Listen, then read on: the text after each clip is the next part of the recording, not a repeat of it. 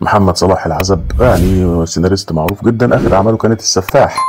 مسلسل السفاح بتاع احمد فهمي انتقد البوم عمرو دياب وقال فيه ايه بقى: سيبك من الالحان والتوزيع والموسيقى والطبل والزمر والهيصه وعمرو دياب والترند وفرحه الصيف وانا مهما كبرت صغير، وادخل على اليوتيوب.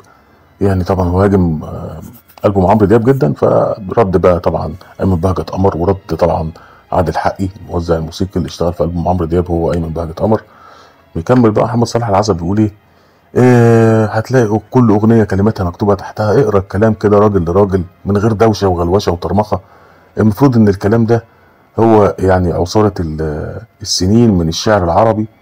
بيقول ايه بقى: حاول تطلع اي صوره او تراكيب او حتى احساس، مش المفروض يكون في جمله تعلم حتى طلعت غصب عن اللي كاتبها؟ لا، مفيش اي حاجه خالص. بيقول زلة لسان عبقريه طلعت بالغلط. مفيش حتى يا عم اي حاجه تيجي من ريحه الحبايب، مش كده؟ هو يقصد يعني الناس حابه قلبه عمرو دياب عشان هو عمرو دياب وبيحبه، لكن الالبوم ما فيهوش كلمات خالص مهمه يعني. ايمن بهجت قمر الشاعر طبعا اللي اغاني في الالبوم بيقول له: احنا بنشوف برضه مسلسلات ملو حشو يعني، وبتتذاع وبتتنسي، وبنسكت وبنحترم زمايلنا رغم تكرار اعمالهم. اعتقد محتاج تركز في شغلك قبل ما تنظر على ناس بتتعب ومقدمه اعمال محترمه.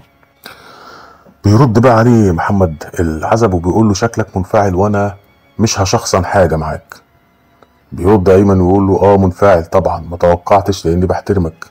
بيرد عليه محمد صلاح العزب وبيقول له برضه: مش هشخصن حاجه معاك، وخففت اللهجه في البوست تاني عشان ما تزعلش، ومش هراجع معاك قايمه اعمالك عشان فيها حاجات كتير حلوه زي ليالي الحلميه. طبعا هنا بيتريق.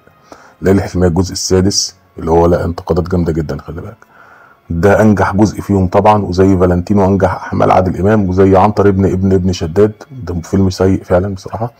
ما شاء الله عميق جدا، وايه الضحك ده كله، وزي مسلسليك وحاجه كده محترمه، وتحت تهديد السلاح واهل الكهف والهنا اللي انا فيه. ده انت تاريخك من العمق يا راجل. هو عايز يعني ايه يقول؟ يرد على فكره مسلسلات ملو وبنساها يعني اللي قالها له ايمن بهجت قمر.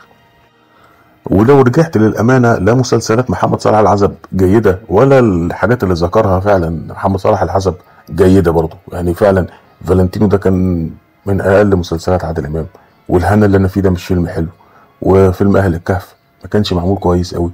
عنتر ابن شداد ده من اسوأ الافلام اللي ممكن تشوفها في حياتك. الجزء السادس من ليالي الحلميه فعلا من الحاجات السيئه جدا، بس ده مش معناه ان محمد صلاح العزب يعني هو كمان بيقدم حاجه. على الاقل تاريخ ايمن بهجت قمر في حاجات تقيله، خلي بالك برضه يعني. في اسف على الازعاج، في اكس لارج، في ابن القنصل، في من 30 سنه، في افلام قويه جدا للامانه. فبرضه مش محمد صلاح العزب لما يقول كده دخله عنيفه جدا، وانت برضه اعمالك الجيده مثلا اعمال ايمن بهجت الجيده برضه، يعني هو اكيد متفوق عليك بحاجات كتير جدا. بيرد على الحق بقى بيقول ايه: ما هو اكيد انت بتسمع حمو والقني ومجاري وزومبا وحماصه، يمكن في كلام اتقال كتير بس مش سف وقله ادب وقذاره. لما ألبوم فيه موسيقى وفن وتعب ومجهود، وطبعا يقصد الفن بالقذاره والحاجات دي، الفن اللي هو الهابط يعني. لما يبقى ألبوم فيه فن ومجهود وتعب جبار لتقديم فن في زمن ما فيهوش غير، انا اسف جدا، في زمن ما فيهوش غير تيت، طبعا مش هقول هو قال ايه، يبقى نسكت ونقوم نسقف ان في ناس لسه بتعمل مزيكا. معركة جامدة جدا على الألبوم، وقول لنا رأيك في التعليقات.